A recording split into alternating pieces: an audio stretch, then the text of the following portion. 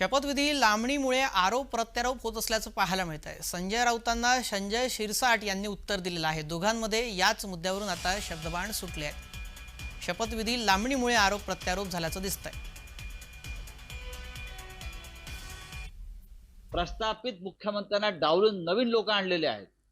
त्याच्यामुळे शिंदे कोण हा प्रश्न लोकांपुढे पडलेला आहे ना, की वेगळा काही आहे का, की फडणवीसांच्या जागी वेगळं कोणी आणलं जाते का, त्यासाठी थांबलंय का? तर या सगळ्या गोष्टीचा उलगडा उद्यापर्यंत व्हायला पाहिजे, नाहीतर आम्ही ते पुस्तक आमचं बंद आहे ते उघडू। संजय राउतकडे ना पुस्तक है ना पोथी है। संजय राउतकडे बकवास बोलण्यासाठी जे काही पाठांतर करतो ना त्याचं ते पुस्तक आहे। शिवाची लाखोळी वाढण्यासाठी जे काही नवीन एक अध्याय त्यांनी सुरू केला आहे। तुम्हाला माहिती मागच्या वेळेला त्यांनी एक पुस्तक लिहिलं होतं, नरकाकडून स्वर्गाकडे।